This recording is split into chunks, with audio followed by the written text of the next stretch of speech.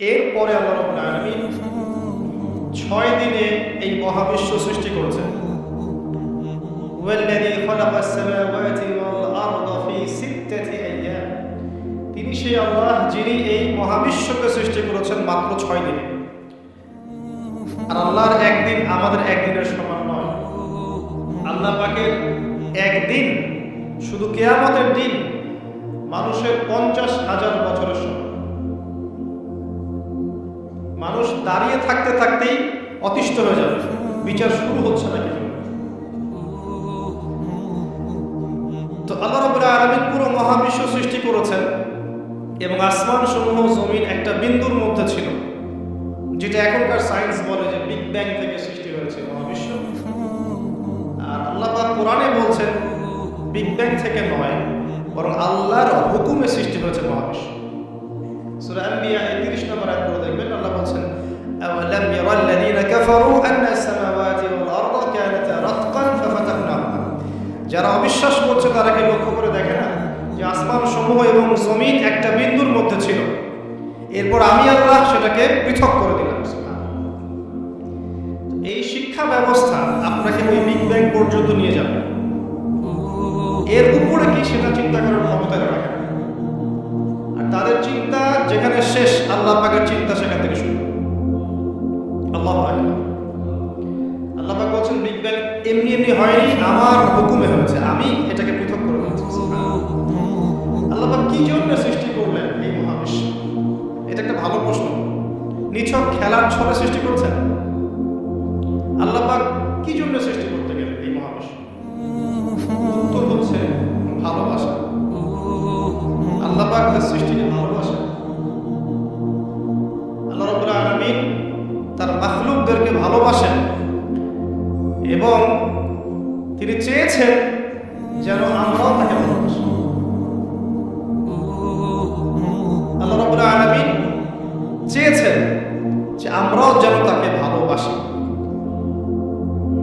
আল্লাহ রাব্বুল আলামিন এর কাছে 100 ভাগ রহমত বা ভালোবাসা এবং দয়া আছে, যার মধ্যে 1 ভাগ, মাত্র 1 ভাগ তিনি পুরো মহাবিশ্বে ছড়িয়ে দিয়েছেন। সমস্ত সৃষ্টির মধ্যে এই 1 ভাগ ভালোবাসা বিরাজ করছে। এই 1 ভাগের মধ্যে আছে বাবা মায়ের প্রতি ভালোবাসা, স্ত্রী সন্তানের প্রতি ভালোবাসা, আমাদের বাচ্চা কাচ্চাদের প্রতি ভালোবাসা, আত্মীয়তার হক, প্রতিবেশীর হক, দেশকে ভালোবাসা, আবেগ অনুভূতি সব এই 1 ভাগের মধ্যে আছে। এই পুরো মহাবিশ্বে যত মহব্বত আছে এটা 1%, 1% মাত্র। আর এই 1 ভাগ ভালোবাসার জন্য আমরা কি করছি সেটা আমরাই বুঝতে পারছি। আর বাকি যে 99 ভাগ রহমত, দয়া, ভালোবাসা, এটার কথা আল্লাহ পাক বলেছেন, এটা দিয়ে আল্লাহ পাক কিয়ামতের দিন তার বান্দাদের প্রতি রহম করবেন ইনশাআল্লাহ। আশা করা যায় ইনশাআল্লাহ আমরা যদি তাওহীদের উপর থাকি, কবিরা গুনাহ না করি, গুনাহ হয়ে গেলেই তওবা করে ফিরে আসি, অন্যের ক্ষতি না করি, সুন্নতে থাকার চেষ্টা করি, হালাল খাই, আশা করা যায় ইনশাআল্লাহ আমরা জান্নাতে যাব। এটা এত কঠিন কিছু হবে না ইনশাআল্লাহ। শর্ত হচ্ছে তাওহীদ, আল্লাহ পাকের একত্ববাদ, হালাল রিজিক, তার নবীর সুন্নত এবং দ্বীনটাকে পরিপূর্ণরূপে গ্রহণ করা। আমল করতে পারেন না পারেন, আকীদা বিশ্বাস রাখা। ইসলাম একটা পরিপূর্ণ জীবন ব্যবস্থা, এর মধ্যেই প্রত্যেকটা বিষয়ের সমাধান আছে। হয়তো আপনি আমল করতে পারবেন না, কিন্তু আকীদা আছে। আশা করা যায় ইনশাআল্লাহ আল্লাহ পাক সগীরা গুনাহগুলো আমাদের মাফ করে দেবেন ইনশাআল্লাহ। 99 ভাগ রহমত। কয়েকটা এক্সাম্পল দিচ্ছি।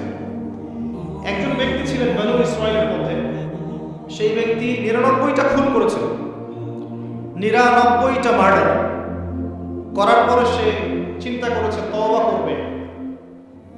তার তওবা আছে কিনা এটা জিজ্ঞেস করার জন্য তিনি অনেক মানুষের কাছে ঘুরেছেন। তাকে সবাই নেগেটিভ উত্তর দিয়েছে। এক পর্যায়ে গিয়ে সে একজন আবেদকে জিজ্ঞাসা করেছে, আবেদকে যে বেশি বেশি ইবাদত করে। আবেদ কিন্তু সেই ব্যক্তি নয় যে আলেম। কথা বুঝতে পারছেন? আলেম তার কাছে জ্ঞান থাকে এবং জ্ঞান অনুযায়ী সে আমল করে। আর আবেদের কাছে খুব একটা বেশি জ্ঞান থাকে না, কিন্তু সে ইবাদত করে। এই আবেদকে সে জিজ্ঞাসা করেছিল আমার কি তওবা হবে? সে আবেদ বলেছিল যে তুমি 99টা খুন করেছো, তোমার কিসের তওবা? তো সে ব্যক্তি এই আবেদকেও খুন করে 100টা মার্ডার পূর্ণ করেছিল। এরপরে তার মধ্যে আবার তওবার চেতনা আসে, তাকে জানানো হয় অমুক জায়গায় একজন আলেম আছে, তার কাছে গিয়ে প্রশ্ন করো, তিনি উত্তর দিবেন। সে আলেম তাকে জানালো যে হ্যাঁ, তোমার তওবা করার সুযোগ আছে, তুমি খালেস অন্তরে আল্লাহর কাছে তওবা করতে পারো, আল্লাহ চাইলে তোমাকে মাফ করতে পারো। এবার সে তওবা করলো, করার পরে কি করতে হবে পরামর্শ চাইল। আলেম তাকে বললো তুমি এই এলাকা থেকে চলে যাও, অনেক দূরে হিজরত করো, যেখানে যাতে করে আগের হিস্ট্রির সাথে তোমার কোনো সম্পর্ক না থাকে, আগের জীবনের সাথে তোমার সম্পর্ক না থাকে, নতুন জীবন গঠন করো। সে যেতে যেতে রাস্তায় মারা গেল এবং আল্লাহ রাব্বুল আলামিন জান্নাতের ফেরেশতা এবং আযাবের ফেরেশতা দুজনকেই পাঠালেন। এই দুজন ফেরেশতা তারা তার আত্মাকে নিয়ে ঝগড়ায় লিপ্ত হল, কে তার রূহটা কবজ করবে, কে তার রূহটা নিয়ে যাবে। আপনারা জানেন যদি রূহটা নিয়ে যায় আযাবের ফেরেশতা, তার মানে কি, তার ফয়সালা কি? জাহান্নাম। জান্নাতের ফেরেশতা নিয়ে গেলে ফয়সালা জান্নাত ইনশাআল্লাহ। তো আল্লাহ রাব্বুল আলামিন এখানে একটা কৌশল করলেন, আল্লাহ পাক রাস্তাটাকে লম্বা করে দিলেন। সে তওবার জন্য যতটুকু এসেছিল এই রাস্তাটাকে আল্লাহ পাক লম্বা করে দিলেন, ওই রাস্তার চেয়ে যে রাস্তা থেকে সে যাচ্ছিল আল্লাহ পাক কৌশল করে তাকে মাফ করে দিলেন। আল্লাহ পাক ফেরেশতাদেরকে বললেন রাস্তাটা পরিমাপ করে দেখো, কোন রাস্তার পরিমাপটা বেশি, সে যেখানে যাচ্ছিল সেটা না তওবার রাস্তা? তওবার রাস্তা লম্বা বেশি দেখানো, এতে করে আল্লাহ পাক তাকে মাফ করে দিলেন। আলহামদুলিল্লাহ, আল্লাহ পাকের দয়া। একজন মহিলা ব্যভিচার বোঝেন তো, আমি আবার আপনাদের ভাষা খুব একটা বুঝতে পারছি না। তো জিনা তো বোঝেন, হারাম সম্পর্ক, কাছে আসার গল্প শুনেছেন? কাছে আসার গল্প কার কাছে? একজন গায়ের মাহরাম পুরুষ একজন গায়ের মাহরাম মেয়ের কাছে যাবে, এই হলো গল্প। জিনা, ব্যভিচার। একজন ব্যভিচারিণী মহিলা একবার এক কুকুরকে পানি পান করিয়েছিল। কুকুরটা অনেক তৃষ্ণার্ত ছিল, সে তার মোজা খুলে কুয়ার ভিতরে নিয়ে সেখান থেকে পানি তুলে কুকুরকে পান করিয়েছে। এই আমলটার কারণে আল্লাহ পাক এই ব্যভিচারী মহিলাকে মাফ করে দিয়েছে। আরেকজন ব্যক্তি, তিনিও বানু ইসরাইলের। বানু ইসরাইল কারা ছিলেন তো? কারা? রোহিঙ্গারা? কারা? বানু ইসরাইল কারা? কার সন্তানদেরকে বানু ইসরাইল বলা হয় বলেন? শুধু ওয়াজ শুনলে হবে না তো, কিছু শিখতে হবে তো। ইব্রাহিম আলাইহিস সালামের দুই ছেলে, কয় ছেলে? একজনের নাম হচ্ছে ইসমাঈল আলাইহিস সালাম, একজনের নাম হচ্ছে ইয়াকুব আলাইহিস সালাম। সরি, ইসহাক আলাইহিস সালাম। ঠিক বলেছেন, মাঝে মাঝে এভাবে বলতে হয় যাতে আপনি সঠিক বলছেন না ভুল বলছেন বোঝা যায়। একজনের নাম কি? ইসমাঈল, আরেকজনের নাম ইসহাক। ইসহাক আলাইহিস সালামের ছেলের নাম হচ্ছে ইয়াকুব আলাইহিস সালাম। কথা বুঝতে পারছেন? আর ইয়াকুব আলাইহিস সালামের বংশধরদেরকে বলা হয় বানু ইসরাইল। এবং মনে থাকবে তো এই বানু ইসরাইলের মধ্যেই বেশিরভাগ নবী এসেছেন। ইউসুফ, দাউদ, সুলাইমান, মুসা, ঈসা সব বানু ইসরাইলের মধ্যেই। শত শত নবী সব বানু ইসরাইলের মধ্যেই। আর ইসমাঈল আলাইহিস সালামের বংশে এসেছেন সর্বশেষ একজন নবী, তার নাম মুহাম্মদুর রাসূলুল্লাহ সাল্লাল্লাহু আলাইহি ওয়াসাল্লাম। তো বানু ইসরাইলের আরেকজন ব্যক্তি, সে প্রচন্ড পাপ করেছিল সারা জীবনে। মৃত্যুর আগে সে তার সন্তানদেরকে বলেছে যে আমি যখন মারা যাব আমার দেহটাকে আগুনে পুড়িয়ে ফেলবে, পুড়িয়ে অর্ধেক ছাই সমুদ্রে ভাসিয়ে দিবে আর অর্ধেক ছাই বাতাসে উড়িয়ে দেবে। আমি যত পাপ করেছি আল্লাহ পাক যদি আমাকে ধরতে পারেন তাহলে আমার রক্ষা নেই। তার ধারণা যে আল্লাহ তাকে ধরতে পারবে, এটা ওর ধারণা। আকিদা কুফরি না? কুফরি বোঝেন না? যে বিশ্বাস করে যে আল্লাহ তাকে আবার পুনরুত্থিত করতে পারবেন না, এই আকীদা কি ঈমান আকীদা না কুফরি? আকীদা কুফরি। কুফরি আকীদা নিয়ে সে তার সন্তানদেরকে ওসিয়ত করছে। তার মৃত্যুর পর সন্তানরা তাই করবে। করার পরে আল্লাহ রাব্বুল আলামিন সাগরকে আদেশ করলেন ছাইগুলোকে জমা করে দাও, এবং বাতাসকে আদেশ করলেন ছাইগুলোকে জমা করে দাও। হাদিস কিন্তু সহিহ। প্রকৃতি আল্লাহর কথা শোনে না? প্রকৃতি আল্লাহর কথা শোনে না? এই বিশাল সাগর আপনাদের আল্লাহর আদেশেই আপনার পা ধুয়ে দিচ্ছে। আপনি সামনে গিয়ে দাঁড়ান, আল্লাহর হুকুমে এই বিশাল শক্তিশালী সাগর আপনার পা ধুয়ে দিবে না? আল্লাহ যখন ওকে আদেশ করবেন যে আমার বান্দারা সবাই ইয়াবা খায়, আমার বান্দারা সব মাদক খায়, আমার বান্দারা সব জেনা করে, আমার বান্দা বান্দিরা এখানে পতিতা বৃত্তিতে লিপ্ত হয়েছে, জেনায় লিপ্ত হয়েছে, আমার বান্দা বান্দিরা এখানে নগ্ন হয়ে ঘুরছে, নামাজ পড়ছে না, তুমি এদের সবাইকে ভাসিয়ে দাও। সাগর ওই দিন আপনাকে ভাসিয়ে দাও। সাগর তার কথা শুনবে না? প্রকৃতি আল্লাহর কথা শোনে। তো এই প্রকৃতি জড়ো করে দিল ছাইগুলো, জড়ো করে দেওয়ার পরে আল্লাহ পাক ওই ব্যক্তিকে আবার জীবিত করে বললেন যে তুমি এই কাজটা কেন করেছিলে? কোন কাজ? মৃত্যুর পরে ছাই বানিয়ে উড়িয়ে দেওয়ার কাজটা কেন করেছিলেন? তখন সেই ব্যক্তি বলছে মিন খাশিয়াতিকা ইয়া রাব্বি, হে আল্লাহ আমি আপনার ভয়ে এই কাজটা করেছি। আল্লাহ পাককে সে আরো একটা সেন্টেন্স বলেছে। আল্লাহ পাক হাদিসের মধ্যে নিয়ে এসেছেন, তিনি বলেছেন আমি আপনার ভয়ে করেছি কি করি নাই, হে আল্লাহ আপনি তো সেটা ভালো করেই জানেন। কথা বুঝতে পারছেন? তো আল্লাহ পাক বললেন ঠিক আছে আমি তোমাকে মাফ করে দিলাম। এখানে কিন্তু পাপ করার অ্যাক্সেস দেওয়া হচ্ছে না, আপনাকে পাপ করতে উৎসাহিত করা হচ্ছে। আল্লাহ পাকের দয়া রহমত আমি বোঝাতে গিয়ে এই কয়েকটা হাদিস আপনাকে বলবো যে 100% দয়া আল্লাহর কাছে আছে, 1% তিনি ছড়িয়ে দিয়েছেন আমাদের সবার মধ্যে। কত মহব্বত করি আমরা আমাদের সন্তানকে, তাই না? স্ত্রীদেরকে, আমাদের মাদেরকে, আমাদের বাবাদেরকে, আমাদের দেশকে, আমাদের সমাজকে, আত্মীয়দেরকে, প্রতিবেশীদেরকে মহব্বত করি না, ভালোবাসি না?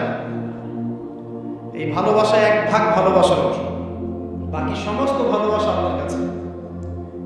এবার আসেন, আল্লাহ পাক এই সমস্ত সৃষ্টির মধ্যে সবচেয়ে বেশি ভালোবাসেন মানুষকে। কাকে? কথাটার তো প্রমাণ লাগবে না? প্রমাণটা দিচ্ছি। এই মহাবিশ্ব সৃষ্টি করার পর আল্লাহ পাক অনেক মাখলুক সৃষ্টি করেছেন। কিছু কিছু নাম আল্লাহ পাক আমাদেরকে জানিয়েছেন, এমন অনেক মাখলুক আল্লাহ ছিল বা আছে আমরা সেটা জানি না। আমরা জানি জিনদের কথা, তাই না? আমরা জানি ফেরেশতাদের কথা, তাই না? এই মহাবিশ্বে ফেরেশতারা আছে না? আমাদের এই পৃথিবীতে জিন জাতি আছে না? আছে। আর লক্ষ কোটি প্রজাতির মাখলুক তো আছে। এই সমস্ত মাখলুকের মধ্যে আল্লাহ পাক মানুষকে সবচেয়ে বেশি ভালোবাসেন। কারণ আল্লাহ পাকের সবচেয়ে শ্রেষ্ঠ একটা সৃষ্টি আছে, জান্নাত। কি নাম? জান্নাত। এর চেয়ে বড় কোনো নিয়ামত আছে? এই জান্নাত কাদের জন্য? মানুষের জন্য। যাকে আপনি সবচেয়ে বেশি ভালোবাসবেন তার জন্য স্পেশাল একটা গিফট দিতে মন চায় না? চায় না? মনে করেন আপনি আপনার মাকে ভালোবাসেন, মন চায় না মাকে একটা সুন্দর বোরখা কিনে দেই, মায়ের থাকার জন্য একটা সুন্দর বাসা করে দেই, মায়ের টয়লেট করতে অসুবিধা না হয় টয়লেট সুন্দর করে দেই, মন চায় না? মন চায়। তা আল্লাহ পাক মানুষকে এত ভালোবাসেন যে মানুষের জন্য আল্লাহ পাক জান্নাত সৃষ্টি করেছেন। মানুষ আল্লাহ পাক কিন্তু মহাবিশ্ব সৃষ্টি করার পরপরই সৃষ্টি করেন নাই। সূরা দাহর পরে দেখবেন আল্লাহ পাক বলছেন 1 নম্বর আয়াত, হাল আতা আলাল ইনসানি হিনুন মিনাদ দাহর লাম ইয়াকুন শাইআন মাযকুরা। মানুষের উপর এমন একটা সময় চলে গেছে যখন মানুষ কোনো আলোচ্য বিষয় ছিল না। মানে মহাবিশ্বে মানুষকে সৃষ্টি করা হবে এরকম কোনো আলোচ্য বিষয় ছিল না। অনেক পরে আমরা সৃষ্টি হয়েছে। আর এখন পৃথিবীতে মানুষের আচরণ দেখলে মনে হয় যে মানুষই সব, তাই না? সব মানুষের জমি, বাড়ি গাড়ি, অট্টালিকা, টাকা পয়সা, সম্পত্তি, ক্ষমতা, এই বিশ্বের রাজনীতি, বিশ্বের অর্থনীতি, বিশ্বের সমরনীতি সব আমাদের, তাই মনে হয় না?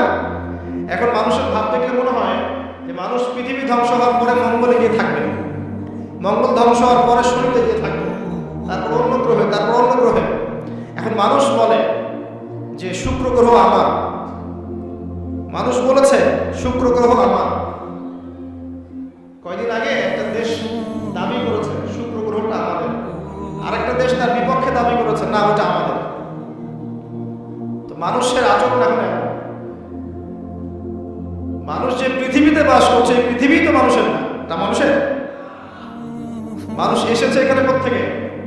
জান্নাত থেকে, আসে নাই? আমরা কি পৃথিবীর বাসিন্দা ছিলাম? আমরা জান্নাতে ছিলাম। আমাদের পিতামাতা কোথায় ছিলেন? জান্নাতে। আর আমাদের আত্মাগুলো কোথায় ছিল? রুহের জন্য। এই পৃথিবীতে তো আমি এসেছি অনেক পরে, আর এখন মনে হয় সব কিছুর মালিক আমি একাই। এটা ফেরাউনি আচরণ। কিরকম আচরণ? ফেরাউনি আচরণ। আনা রাব্বুকুমুল আ'লা, আমি তোমাদের মহান রব। মানুষের ভাব সাত্বিক দেখা, আল্লাহর বিধানের 5 পয়সা পরোয়া করবে না। দেখাবো আপনাকে, কানের মধ্যে দিনে 5 বার আসছে হাইয়া আলাস সালাহ, হাইয়া আলাস সালাহ, নামাজ পড়বে, একটু মূল্যায়ন করবে না আল্লাহ পাকের হুকুমের। যাকাত ফরজ হয়ে গেছে, 10 বছর 20 বছর হয়ে যাচ্ছে, যাকাত ফরজ হয়ে গেছে, যাকাত দেয় না। মানুষ পরোয়া করে আল্লাহ? আল্লাহ বলছেন জেনার ধারের কাছেও যেও না। ও বলবে না এটা কাছে আসার গল্প। মানুষ আল্লাহ বলবেন সুদ খেও না, ইত্তাকুল্লাহ ওয়া যারু মা বাকিয়া মিনার রিবা, সুদের অবশিষ্ট অংশ সব ছেড়ে দাও। ওয়া ইল্লাম তাফআলু, যদি না ছাড়ো ফাযানু বিহারবিন মিনাল্লাহি ওয়া রাসূলিহি, আল্লাহ এবং তার রাসূলের সাথে যুদ্ধের ঘোষণা শুনে রাখো। মানুষ বলবে সুদেই অগ্রগতি, সুদেই প্রগতি। এটাই চলছে। মানুষ বলবে যে আল্লাহ বলছেন ওয়ামান লাম ইয়াহকুম বিমা আনজালাল্লাহ ফাউলাইকা হুমুল কাফিরুন, আর এক আয়াতে আছে ফাসিকুন, আর এক আয়াতে আছে জালিমুন। মানুষ বলবে না আমি যেটা লস দেব সেটাই লস, বাইরে কিছু না। তা আমরা সত্যি আল্লাহকে পরোয়া করি? সত্যিকার অর্থে আদতে আমরা আল্লাহকে খুব একটা পরোয়া করছি না। আল্লাহকে পরোয়া করার অর্থ হচ্ছে আল্লাহর হুকুম আহকাম মেনে চলা। যদি আমি আল্লাহর হুকুম আহকামগুলো মেনে চলি তবেই প্রমাণ হবে হ্যাঁ আমি আল্লাহকে পরোয়া করছি। আসেন, মানুষকে আল্লাহ পাক সৃষ্টি করেছেন অনেক পরে। সৃষ্টি করার ঘটনাটা আল্লাহ পাক সূরা সদের মধ্যে একটু সুন্দর করে বলেছেন, মানে অন্য ঘটনার চাইতে আরো বেশি সুন্দর করে। তা আমার মত, প্রতিটাই সুন্দর, এটা আমার কাছে বেশি ভালো লাগে। কারণ এখানে আল্লাহ আরেকটা শব্দ বলেছেন যেটা অন্য জায়গায় বলেন নাই। অনেক জায়গায় কোরআনে আছে মানুষকে কিভাবে সৃষ্টি করা হয়েছে, কিন্তু এই সূরার মধ্যে, সূরা সদের মধ্যে একটু ব্যতিক্রম আছে, আরেকটু ভালোবাসা। আল্লাহ পাক বলছেন যে ইয়া ইবলিস, হে ইবলিস, মা মানাআকা আন তাসজুদ লিমা খালাকতু বিয়াদাই, হে ইবলিস তোমাকে কিসে বারণ করলো তাকে সিজদা করতে যাকে আমি আমার হাত দিয়ে সৃষ্টি করেছি? কথা বোঝেন না? হে ইবলিস কিসে তোমাকে বারণ করলো, কিসে তোমাকে নিষেধ করলো? কেন তুমি সিজদা করলে না আদমকে? সহজ করে দিলাম, আদমকে যাকে আমি সৃষ্টি করেছি আমার হাত দিয়ে। আল্লাহ পাক অন্য কোন সৃষ্টিকে এভাবে ব্যাখ্যা করেছেন যে আমি আরশকে সৃষ্টি করেছি আমার হাত দিয়ে, আমি মহাবিশ্বকে সৃষ্টি করেছি আমার হাত দিয়ে? ব্যাখ্যা করেছেন? বাকি সৃষ্টির ক্ষেত্রে আল্লাহ পাক বলেছেন, আল্লাহ পাক যখন কিছু করতে চান খালি বলেন কুন ফায়াকুন। তা আদমের ক্ষেত্রে আল্লাহ পাক বলেননি কুন ফায়াকুন, বলেছেন? কথা বুঝতে পারছেন?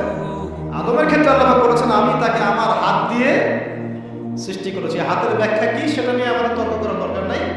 মূল কথা হচ্ছে এখানে আল্লাহ পাক ভালোবাসা বুঝিয়েছে যে আদম আলাইহিস সালামকে আল্লাহ পাক ভালোবেসে সৃষ্টি করেছেন, স্পেশাল সৃষ্টি। এবার আসেন, সৃষ্টি করার পর তাকে রেখেছেন কোথায়? জান্নাতে। তারও আগে আল্লাহ পাক সমস্ত জ্ঞান আদম আলাইহিস সালামকে শিক্ষা দিয়েছেন। সুবহানাল্লাহ বলবেন না? মানুষ সম্মানিত কি কারণে? শারীরিক গঠনের কারণে, জ্ঞানের কারণে। আপনি যাকে ভালোবাসেন বেশি তাকে আপনি সব শেখাতে চাইবেন না, তাকে আপনি সব দিতে চাইবেন না যে আমার সব তোমার জন্য, আমি তোমাকে ভালোবাসি, বলেন না? বলেন, কারা কারা বলছেন জীবনে? আলহামদুলিল্লাহ, আলহামদুলিল্লাহ, শুকরিয়া। এই কথাটা আল্লাহ পাক সূরা বাকারায় বলেছেন যে ওয়াল্লামা আদামাল আসমা কুল্লাহা, আমি আদমকে সমস্ত বিষয়ের নাম শিক্ষা দিয়েছি। সুবহানাল্লাহ। এমন শিক্ষা দিয়েছেন যে শিক্ষা আল্লাহ পাক ফেরেশতাদেরকেও দেননি। কারণ তিনি আদম আলাইহিস সালামকে উপস্থাপন করলেন এবং বললেন যে আম্বিউহুম বিআসমাইহিম, এই নামগুলো তুমি বলে দাও। ফেরেশতারা কিন্তু বলতে পারলো না। আদম আলাইহিস সালাম বললেন ফালাম্মা আম্বাহুম বিআসমাইহিম ক্বালা আলাম আকুল লাকুম ইন্নী আ'লামু গায়বাস সামাওয়াতি ওয়াল আরদ। আল্লাহ পাক প্রথমে ফেরেশতাদেরকে বললেন নামগুলো বলে দাও। ফেরেশতারা বলল লা ইলমা লানা ইল্লা মা 'আল্লামতানা, আপনি যতটুকু শিখিয়েছেন এর বাইরে আমরা জানি না। কিন্তু আদমকে বললেন আলাইহিস সালাম তুমি নামগুলো বলে দাও, তিনি সমস্ত নাম বলে দিলেন। সুবহানাল্লাহ। এবার আল্লাহ পাক বললেন আমি কি তোমাদেরকে বলি নাই যে আমি যা জানি তোমরা তা জানো না? কারণ ফেরেশতারা কি বলেছিল আগে, আতাজআলু ফিহা মান ইউফসিদু ফিহা ওয়া ইয়াসফিকু দিমা, আপনি কি এমন কোন সৃষ্টি পৃথিবীতে পাঠাতে চাচ্ছেন খলিফা করে যে পৃথিবীতে ফাসাদ সৃষ্টি করবে আর রক্তপাত ঘটাবে? ফেরেশতারা নেগেটিভ কথা বলেছিল। আল্লাহ পাক সেই ফেরেশতাদের সামনে আদম আলাইহিস সালামকে সম্মানিত করলেন জ্ঞানের মাধ্যমে। কিসের মাধ্যমে? ফেরেশতারা যে কথাটা বলেছিলেন সেটা কিন্তু বাস্তব। পৃথিবীতে এখন কিন্তু মানুষ এই দুইটা কাজই করছে। বেশিরভাগ মানুষ কি করছে? হয় রক্তপাত ঘটাচ্ছে, না হলে ফিতনা ফাসাদ সৃষ্টি করছে। বুঝতে হলে আপনি দুই চোখ দিয়ে বিশ্বটাকে দেখেন। বিশ্বের প্রতিটা সেক্টর এখন ফাসাদ দিয়ে ভর্তি। প্রতিটা সেক্টর এমন একটা লেভেলে চলে আসছে ফাসাদ যে একটা নিউক্লিয়ার ওয়েপন্স, একটা পারমাণবিক বোমা যদি ফাটে পৃথিবীতে, পৃথিবীর রূপরেখা চেঞ্জ হয়ে যাবে। আর এই বোমা নিশ্চয়ই জিনজানি তৈরি করে নাই। কে তৈরি করছে? মানুষ। এর মধ্য দিয়ে কি মানবতার কল্যাণ হবে যদি একটাও ফাটে? কখনো 47-এর দিকে ফেলেছিল না দুইটা? কোথায় কোথায়? জাপান, হিরোশিমায়, আর কোথায়? বোমাগুলোর নাম বলতে পারবেন? হ্যাঁ, মাশাআল্লাহ মাশাআল্লাহ, লিটল বয় আর ফ্যাট ম্যান। এখন পর্যন্ত জাপানের নাগরিক যারা আছেন এর যে বিষক্রিয়া, এর ইফেক্টেড বংশ পরম্পরায় এটা চলছে। আর এখন যে পারমাণবিক অস্ত্রগুলো আছে এগুলো শক্তি তখনকার চাইতে 1000 গুণ বেশি শক্তি। রাশিয়া সেদিন বলেছে আমাদের কাছে এমন ক্ষেপণাস্ত্র আছে যেটা শব্দের গতির চাইতেও বেশি গতিতে যেতে পারে। শব্দের হার্স কত আপনারা জানেন? সায়েন্সের ছাত্র আছেন এখানে? দেখবেন। যাই হোক, আমাদের মূল পয়েন্টটা হচ্ছে পৃথিবীতে মানুষ বিভিন্নভাবে ফাসাদ সৃষ্টি করছে। সামরিকভাবে, ইকোনমিক্যালি, পলিটিক্যালি, এডুকেশন সেক্টরে, সংস্কৃতির নামে বিভিন্নভাবে মানুষ ফাসাদ সৃষ্টি করছে। দলিল আল্লাহ কোরআনেই দিয়েছেন, যাহারাল ফাসাদু ফিল বাররি ওয়াল বাহরি বিমা কাসাবাত আইদিন নাস, জলে স্থলে যত বিপর্যয় ছড়িয়ে পড়েছে এগুলো মানুষের হাতের কামাই। কার হাতের কামাই? আর আল্লাহর কথাকে আপনি চ্যালেঞ্জ করবেন? এটা সূরা রুমের মধ্যে আছে, পড়ে দেখেন। আসেন, আল্লাহ পাক মানুষকে জ্ঞান শিক্ষা দিলেন একটা ভালোবাসার নিদর্শন। শুধু তাই না, এবার আল্লাহ পাক সমস্ত ফেরেশতাদের সামনে উপস্থাপন করে আল্লাহ পাক বলছেন যে ওয়াইজ কুলনা লিল মালাইকাতি ইসজুদু লি আদম, হে ফেরেশতারা তোমরা আদমকে এখন সিজদা করো। কি করো? সিজদা করো। আপনি যাকে ভালোবাসবেন নিঃসন্দেহে আপনি চাইবেন তাকে বড় বাড়ুক, তাকে আমি বড় করি, সবাই তাকে ভালো বলুক, আপনি চাইবেন। আল্লাহ পাক আদম আলাইহিস সালামকে ভালোবাসতেন। দেখেন, ফেরেশতা মণ্ডলীকে বললেন সিজদা করো, ফাসাজাদু, সবাই সিজদা করলো, ইল্লা ইবলিস, ইবলিস সিজদা করলো না। সে কি বলল? খালাকতানি মিন নার ওয়া খালাকতাহু মিন তিন, আল্লাহ আপনি আমাকে সৃষ্টি করেছেন কি দিয়ে? আগুন দিয়ে, আর আদমকে সৃষ্টি করেছেন কাদা মাটি দিয়ে, আমি কেন তাকে সিজদা করব?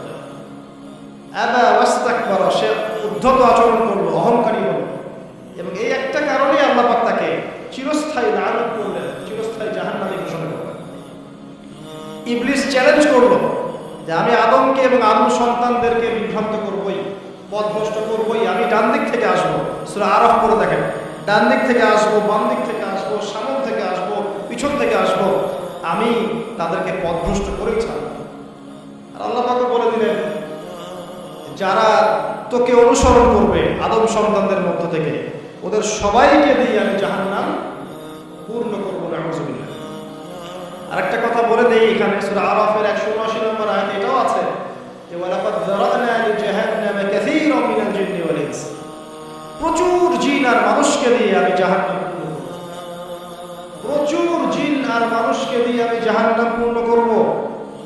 কত জিন আর কত মানুষ আমি জিনের হিসাব জানি না, মানুষেরটা জানি। প্রতি হাজারে 999 জন জাহান্নামে যাবে, বলেন নাউযুবিল্লাহ। সহিহ বুখারীতে 4 বার হাদিসটা এসেছে, প্রতি হাজারে 999 জন, মানে ম্যাক্সিমাম। এটা ম্যাথমেটিক্যালি হিসাব করার দরকার নেই, এর মানে হচ্ছে অধিকাংশ মানুষই কি করবে, জাহান্নামে যাবে। এবং এটা আমাদের উম্মতের ক্ষেত্রেও এসেছে। 73টা দল হবে, আছে না? 72 দল কোথায় যাবে? জাহান্নামে। এটা বোঝানো হচ্ছে বেশিরভাগ মানুষই কোথায় যাবে? জাহান্নামে। অপরাধ কি ছিল? অপরাধটা বলা আছে আয়াতে। 1 নাম্বার লাহুম কুলুবুন লা ইয়াফকাহুনা বিহা, অপরাধ ছিল যে আল্লাহ পাক হৃদয় দিয়েছিলেন, উপলব্ধি করে নাই। কলব দিয়েছিলেন, উপলব্ধি করেনি, জাহান্নামে যাওয়ার কারণ। ওয়া লাহুম আযানুন লা ইয়াসমাউনা বিহা, কান দিয়েছিলাম, শুনেনি। ওয়া লাহুম আ'য়ুনুন লা ইউবসিরুনা বিহা, দু চোখ দিয়েছিলাম, দেখেনি। হৃদয় দিয়েছি, উপলব্ধি করে নাই, 1 নাম্বার কারণ। কান দিয়েছি, শোনে নাই। চোখ দিয়েছি, দেখে নাই। উলাইকা কাল আনআম, এরা হচ্ছে গবাদি পশু। এটা আল্লাহর কথা, আমার প্রতি রাগ করবেন না। আল্লাহ বলেছেন তারা হচ্ছে গবাদি পশুর মতো। দে আর জাস্ট লাইক ক্যাটলস, বাল হুম আদাল, বরং এর চাইতেও এরা নিকৃষ্ট এবং জঘন্য। উলাইকা হুমুল গাফিলুন, এরা হচ্ছে গাফেল সম্প্রদায়। আল্লাহর আয়াতগুলো আমাদের কলিজায় আঘাত লাগে না? এখন আমাদের কলবগুলো অনেক শক্ত হয়ে গেছে, মাশাআল্লাহ। সুম্মা কাসাত কুলুবুহুম, একটা আয়াত আছে না সূরা বাকারার মধ্যে, ওয়াহিয়া কাল হিজারাতি আও আশাদ্দু কাসওয়া, পাথরের মতো শক্ত হয়ে গেছে, বরং তার চেয়ে বেশি শক্ত হয়ে গেছে। দেখবেন আল্লাহর আয়াতগুলো যখন আপনার কলিজায় আঘাত করবে না, শক্ত হয়ে যাবে, বুঝবেন আপনার কলবে 2টা জিনিসের অভাব আছে। একটা হচ্ছে আপনার কলব নিয়মিত পরকালকে স্মরণ করে না, নিয়মিত আপনার কলব মৌতকে স্মরণ করে। 2 নাম্বার হচ্ছে আপনার কলবে কোরআনের তেলাওয়াত পৌঁছাচ্ছে না। এই দুটোই কারণ। কারণ নবী সাল্লাল্লাহু আলাইহি ওয়াসাল্লাম বলেছেন পাপ করলে কলবের মধ্যে কালো দাগ পড়ে। এভাবে পাপ করতে করতে করতে করতে কলবটা কলুষিত হয়ে যায়, দুর্গন্ধ বের হয়, কুৎসিত হয়ে যায়। যদি মানুষ তওবা করে, কালিমা মুছে যায়। তওবা না করলে এটা বাড়তে থাকে। নবীজি বলছেন আমি কি তোমাদেরকে জানিয়ে দিব কোন কাজ তোমার কলবের মরিচা দূর করবে? সাহাবীরা বলেন অবশ্যই ইয়া রাসূলুল্লাহ। তিনি তখন এই 2টা কাজ বলেছেন। 1 নাম্বার, বেশি থেকে বেশি কোরআন তেলাওয়াত এবং মওতের স্মরণ তোমার কলবকে পরিষ্কার করে দিচ্ছে। এই 2টো কাজ আমরা করতে চাই না। এখনকার সভ্যতায় গিয়ে দেখবেন কবরস্থান সমাজের বাইরে থাকে। একটা সমাজ, এর বাইরে দেখবেন কবরস্থান, দূরে। ঢাকা হলে তো কথাই নেই। দেখবেন বনানীতে কবরস্থান, তার আশপাশের মানুষ ছুটছে আর ছুটছে জীবনে, দুনিয়ার জীবিকার তাগিদে। একবার ফিরে তাকানোর সময় নেই যে ওটা কি, জায়গাটা কি, কোন জায়গা। তো একটা সময় ছিল নবী সাল্লাল্লাহু আলাইহি ওয়াসাল্লামের যুগ থেকে শুরু করে সাহাবায়ে কেরামের যুগে কবরস্থান ছিল মসজিদের পাশে। কোথায়? এলাকার মূল যে মসজিদের পাশে। মানুষ 5 ওয়াক্ত নামাজে যেত, কবর দেখতো, পরকালকে স্মরণ করতো, জিয়ারত করতো, চলে যেত। এখন দেখবেন মাসে 1 দিনও কেউ কবরস্থানে যায় না। তো মওতের কথা স্মরণ হবে কিভাবে? আচ্ছা আসেন মূল জায়গায় আসে। এই 2টা কাজ আমরা কলবের মরিচা দূর করব। আমি এখানে ওই কারণগুলো বললাম সূরা আরাফের 179 নম্বর আয়াত থেকে, কোন কোন কারণে বেশিরভাগ মানুষ জাহান্নামে যায়। আল্লাহ পাক আদম আলাইহিস সালামকে সৃষ্টি করার পরে যখন এভাবে ফেরেশতাদের সামনে উত্থাপন করলেন, ফেরেশতারা সিজদা করলো, ইবলিস করলো না। ইবলিস চ্যালেঞ্জ করলো। আল্লাহ পাক ঘোষণা করলেন যারা ইবলিসের পদাঙ্ক অনুসরণ করবে তাদেরকে দিয়ে আল্লাহ পাক জাহান্নাম পূর্ণ করবেন, বলেন নাউযুবিল্লাহ। আর ইবলিস সম্পর্কে আল্লাহ পাক আমাদেরকে সতর্ক করলেন এভাবে। আল্লাহ পাক বললেন ইয়া আইয়ুহাল্লাযীনা আমানু, হে মুমিনগণ, লা তাত্তাবিউ খুতুওয়াতিশ শাইতান, তোমরা ইন্নাহু লাকুম আদুউম মুবিন, নিশ্চয়ই সে তোমাদের স্পষ্ট শত্রু। আল্লাহ পাক জানিয়ে দিলেন। জানিয়ে দেওয়ার পরে আদম এবং হাওয়া আলাইহিস সালাম তাদেরকে রাখলেন জান্নাতে। কোথায়? যাকে আপনি ভালোবাসবেন তাকে সবচেয়ে শ্রেষ্ঠ গিফট দিতে চান, প্রমাণ। জান্নাতে থাকলেন। একটা পরীক্ষার কারণ আছে। পরীক্ষার কারণ হচ্ছে আমি চাচ্ছি সে আরো বড় পুরস্কার পাক। এটাই পরীক্ষার কারণ। দুনিয়ার জীবনে আমরা এসেছি কি জন্য? পরীক্ষা দিতে। আল্লাহ পাক চেয়েছেন পরীক্ষায় পাশ করে আমরা যেন আরো বড় পুরস্কার পাই। লিনাবলুয়াকুম আইয়ুকুম আহসানু আমালা, আল্লাহ পাক দেখতে চান তোমাদের মধ্যে আমলের শ্রেষ্ঠ কে। একটা পরীক্ষা আল্লাহ পাক দিলেন, ওয়ালা তাকরাবা হাযিহিশ শাজারা, তোমরা দুজন এই গাছের কাছে যাবে না। ও একটা কথা মিস করে গেছে, এই দুজনের আরেকজন কে? হাওয়া আলাইহিস সালাম। কোথেকে আসলেন তিনি? আদম আলাইহিস সালামের একাকিত্ব বোধ হচ্ছিল জান্নাতে। সঙ্গিনী সবচেয়ে ইম্পর্টেন্ট জিনিস আমাদের পৃথিবীতে, না? একজন উত্তম জীবন সঙ্গিনী খুব গুরুত্বপূর্ণ জিনিস পৃথিবীতে। সে যদি ভালো হয়, নেককার হয়, সৎ হয়, আপনি দুনিয়াতেই জান্নাতে থাকবেন ইনশাআল্লাহ। আর সে যদি বদকার হয়, দুশ্চরিত্র হয় এবং আল্লাহ এবং তার রাসূলের বিরুদ্ধাচরণ করে, আপনার আনুগত্য না করে, আপনি দুনিয়াতেই জাহান্নামের ফ্লেভার পাবেন ইনশাআল্লাহ। হাওয়া আলাইহিস সালামকে সৃষ্টি করা হয়েছে আদম আলাইহিস সালামের কোত্থেকে? পাঁজরের হাড় থেকে। এখানে একটা কথা মনে পড়লো, এটা বলার লোক সামলাতে পারছি না।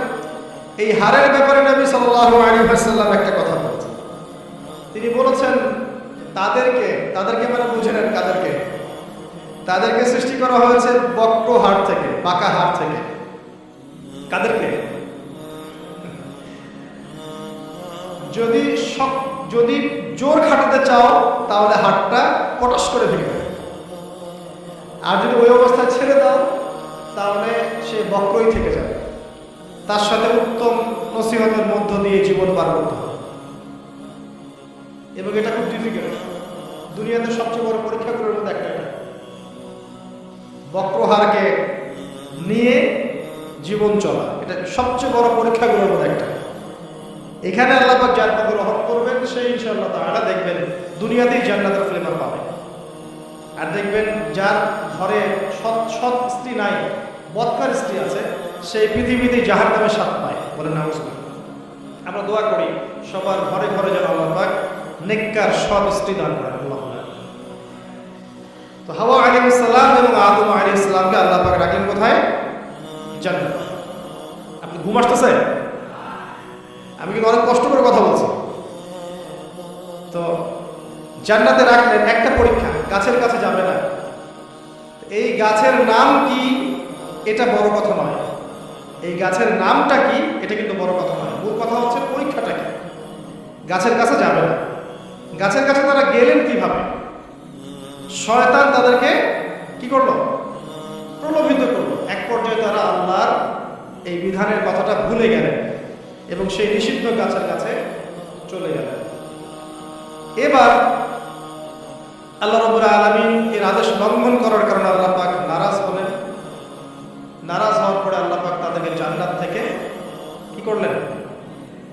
পৃথিবীতে নামিয়ে দিলেন। নামিয়ে দেওয়ার আগে একটা ঘটনা ঘটেছে, সেটা হচ্ছে আদম আলাইহিস সালাম অপরাধ করার পরে প্রচন্ড রকমের অনুতপ্ত ছিলেন।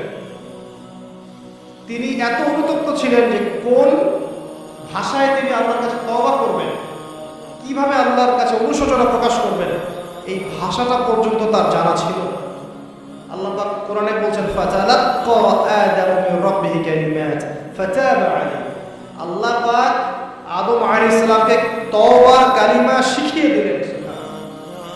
কোন কালিমা দিয়ে তুমি তওবা করলে আমি সন্তুষ্ট হব সেটা আল্লাহ শিখিয়ে দিয়েছে। এটা কি ভালোবাসার নিদর্শন নয়?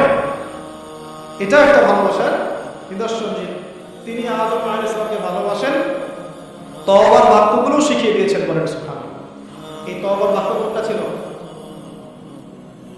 রব্বানা যালামনা আনফুসানা ওয়া ইল্লাম তাগফির লানা ওয়া তারহামনা লানাকুনান্না মিনাল খাসিরিন।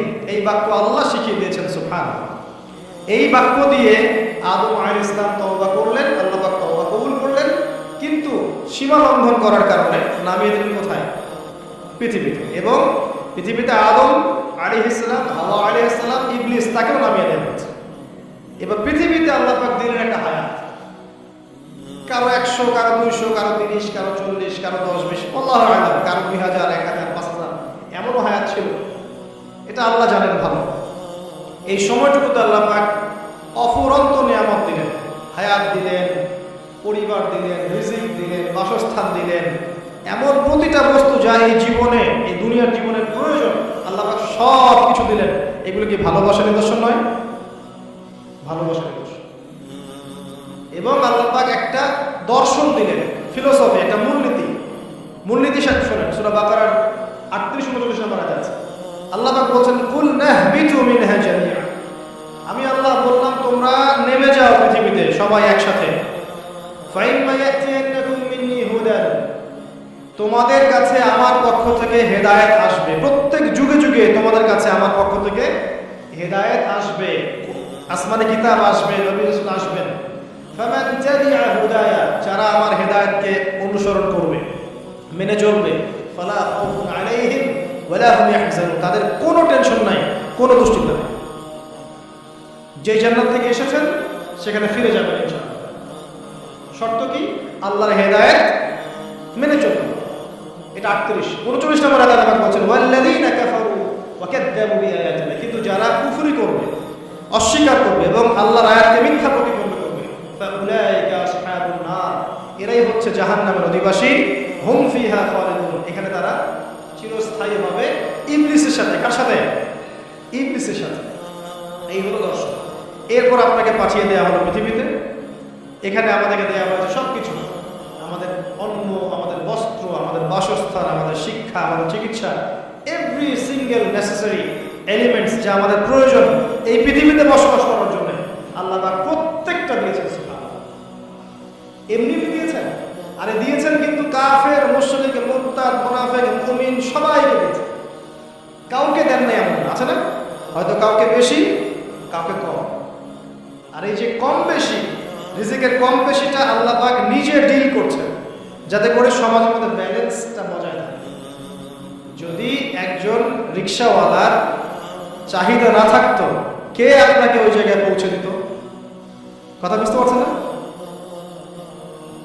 একজন যিনি চুল কাটেন, তার যদি চাহিদা না থাকতো, কে আপনার চুল কাটত? একজন পোশাক নির্মাতা, তার চাহিদা না থাকলে কে আপনার পোশাক নির্মাণ করত? একজন চিকিৎসক, তার ওই জায়গায় মেধা এবং চাহিদা না থাকলে কে আপনার চিকিৎসা করত? আল্লাহ পাক এই বৈচিত্র্যের মধ্য দিয়ে এই সমাজের মধ্যে, দুনিয়ার মধ্যে একটা ব্যালেন্স বজায় রেখেছে। আমরা যদি সবাইকে হাতের 5টা আঙ্গুল সমান করতে চাই, এটা হবে একটা আত্মঘাতী সিদ্ধান্ত। 5 আঙ্গুলের মধ্যে পার্থক্য থাকবে, এটাই হচ্ছে হাতের সৌন্দর্য। সব যদি এক সমান হতো, হাত সুন্দর হতো। আচ্ছা, এবার আসেন ভালোবাসায় চলে আসেন। ওই যে 1 ভাগ ভালোবাসা। এবার আপনি পৃথিবীতে আছেন, পৃথিবীতে আল্লাহ পাক আপনাকে বলেছেন যে আমি তোমাকে ভালোবাসি হে আদম সন্তান, আর এটা আমার হক যে তুমিও আমাকে ভালোবাসবে। এটা কিন্তু হাদিসে এসেছে। আল্লাহ পাক বলেছেন, হে আদম সন্তান, আমি তোমাকে ভালোবাসি আর এটা আমার হক যে তুমিও আমাকে ভালোবাসবে। এই পৃথিবীতে আমাদের ভালোবাসার কেন্দ্র কি হবেন? সমস্ত কিছু ভালোবাসার মধ্যে কার স্থান হবে? আর আল্লাহ বলেছেন, যদি তোমরা আমাকে সত্যিকার অর্থেই ভালোবাসো, কুনতুম তুহিব্বুনাল্লাহ ফাত্তাবিউনি, যদি তোমরা সত্যিকার অর্থে আল্লাহকে ভালোবাসো, আল্লাহর ভালোবাসা পেতে চাও, তাহলে একটা কাজ করো। কি করো? ফাত্তাবিউনি, কার অনুসরণ করো? মুহাম্মদ রাসূলুল্লাহ সাল্লাল্লাহু আলাইহি